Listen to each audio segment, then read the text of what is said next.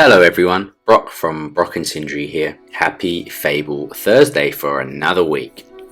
Well, it's been almost 2 years since the new Fable trailer dropped, and we're still light on info. There's been rumours swirling around about things like it being an MMO set in Albion, and it's not going to come out for another 3 years, and all of this kind of stuff, but ultimately, we really don't know much, other than that the developer is Playground, known for the Forza series. Now, the longer this goes on for, the more concerned I'm starting to get. Look, I'm excited, don't get me wrong. I like building up hype and wondering about things are, and I'm going to speculate on some things in this video too. However, in the last few years, the world doesn't really have a good track record for revitalized, iconic, beloved series. And the fact that the original creators of Fable are not involved and have already gone on record and stated that they have mixed feelings on this is really not a good sign to me. Don't get me wrong, Playground as a developer are absolutely fine, but can they recreate the magic of what gave Fable its cult following? Well, with all this being said, here are 10 things that I think need to happen in the next Fable game for it to be a success. Number 1. Be set in the Old Kingdom. Chuck your blunderbuss away, bury your flintlock pistol, and forget about the Industrial Revolution. Fable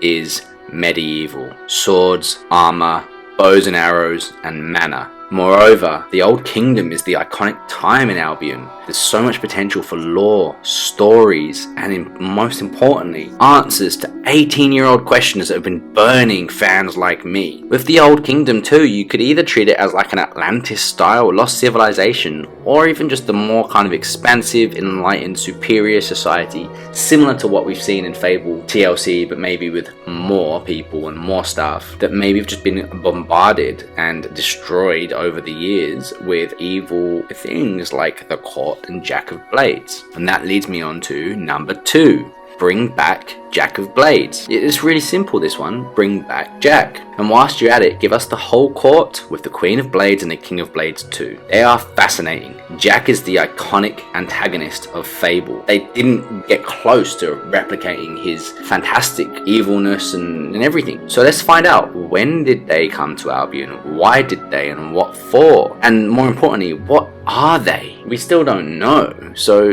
there's lots of wiggle room and storytelling and lore building on Jack of Blades and the court here. And then number 3, probably needs to be the story of the first Archon / William Black / Scythe. One of the longest running fan theories out there is that Scythe is William Black is the first Archon and is therefore the progenitor of the famous hero bloodline of the main characters throughout all the games. Well, let's finally have them tell that story. Let's find out exactly what happened with Scythe and William Black and how he transitioned between the three of them and eventually became Scythe. Let's tell that story and culminate with the fight with Jack of Blades. Number 4, don't try to have the best graphics around. This might sound stupid, but Fable was never about its graphics. It was always the RPG for players who don't really play RPGs. The gateway drug for RPGs, if you like. Part of that is having graphics that, while still beautiful in their own way, weren't actually trying to compete with other games like Elder Scrolls Oblivion, for example. Now, don't get me wrong, the game still needs to have next-gen graphics, but maybe they can be more stylized. Otherwise, I think it just will get lost in the shuffle of all the other AAA games that are trying to compete to get the normies, if you like, to buy them. They want to be the most realistic looking, but they don't focus on the important parts of games. Well, I think this game needs to focus on all the important parts of games, and the graphics need to match up but not be the main thing. I don't want to hear about how this game has the best graphics around, it's the most beautiful yet, the most realistic looking yet, and then be a shit game. Does that make sense? Number 5, keep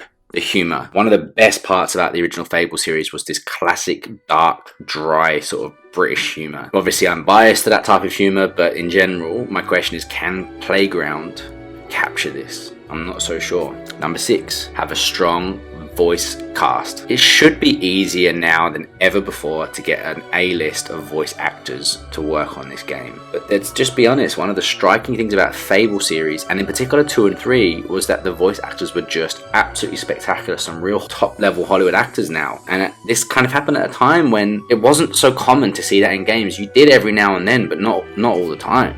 Number 7, please do not be anything other than an RPG. I have no problem with MMOs, but Fable has to be an RPG. We have already seen with Fable the Journey what happens when they try to do anything else, but in general, it is an RPG. It's about choice, and it's about the story, and it's about the world that you're in. not about mucking about with other people. Maybe they do an online mode, because I get that's where games have gone now, but it needs to be a separate mode. Number 8. Is Russell Shaw still available to compose the soundtrack? I love the original Fable soundtracks. Hell, I even love Fable 2 and Fable 3 soundtracks, and these were some of the first games that I ever actually just sat back and listened to the OST.